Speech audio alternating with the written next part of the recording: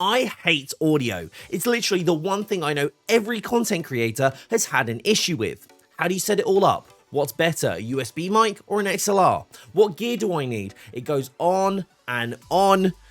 But wait, I think we might be able to actually help. But before we do, time for a little upgrade.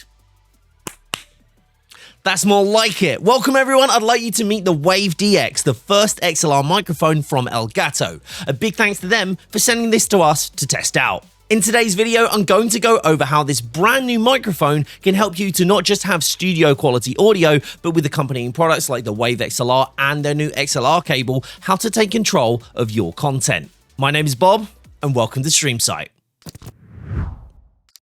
So, before we begin, full disclosure, we received these products as my gaming channel, bobducknweave, which you should totally check out, by the way, links in the description down below, is a product partner of Elgato. So in the interest of transparency, I wanted to let you know that before we continue. As well, if you're looking to grab anything we're talking about today, don't forget to check out my link and use it to support the channel.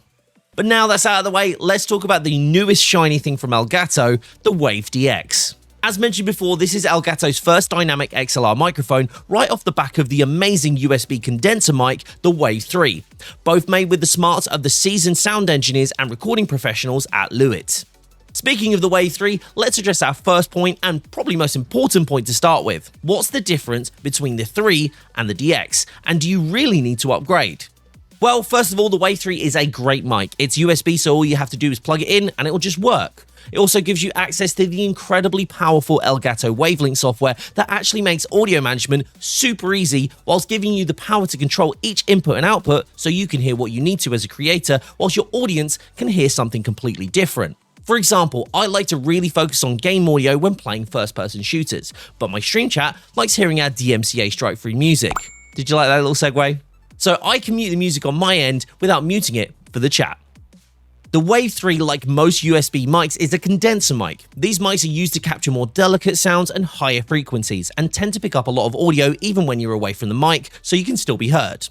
Thanks to some awesome VSTs in the Wavelink software though, including NVIDIA broadcast support, you can make sure unwanted sounds don't invade your audio.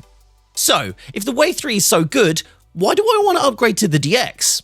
Well, put simply, it's quality. The Wave DX is a dynamic cardioid XLR microphone. If none of that makes sense, don't worry, let me break it down for you real quick.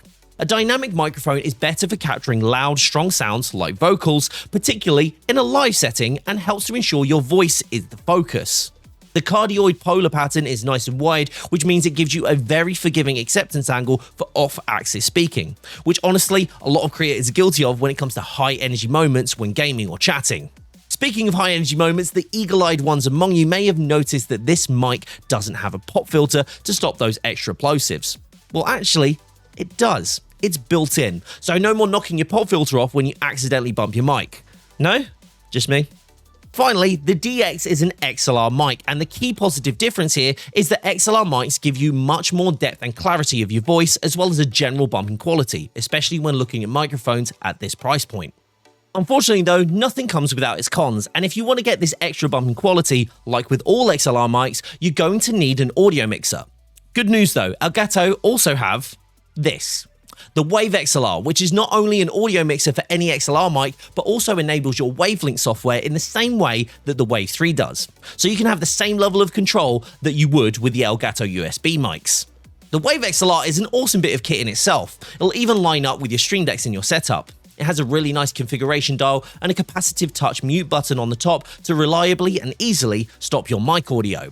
Also, while the Wave DX doesn't require it, the Wave XLR does have the option for 48-volt phantom power if you're using a mic that needs it. All of the products we've talked about so far have something in common, and that's that they all work together seamlessly. Those of you who have watched my videos before will know that one of the biggest reasons I advocate for Elgato's products is the ecosystem that they're built upon. The Wave DX works beautifully with the Wave XLR, which can be controlled and tuned in Wavelink, which you can control with the Stream Deck. Each and every piece works together. Speaking of working together, it's definitely worth mentioning, as well as an audio mixer, the Wave DX will need a mic stand or boom arm. Thankfully, as is with all Elgato products, they all work with their own array of mic arms and the multi-mount system, which is amazing. Plus, even if you don't opt for any of these to mount your DX, it does come with thread adapters and a mono swivel mount so you can position it wherever and however you want. But despite my gushing over Elgato, I'm sure you still want to know, should you get this? And the answer for most of you is likely no. Wait, did he just say no? Doesn't he work with Elgato? Why did he say no? Well, it's pretty simple. The majority of creators most likely don't need an XLR mic where they're at in their content creation career. Most people are a few months in, they've started to build a great community, and now they want the best gear. When in reality, a mic like the Wave 3 will give you everything you need and more. But if you are a creator that thrives on delivering the best possible quality and a high level of production, and you're ready to take the next step up, the Wave DX is one of the best ways to improve your quality of your audio in your content while still maintaining an extremely high level of control with Wavelink.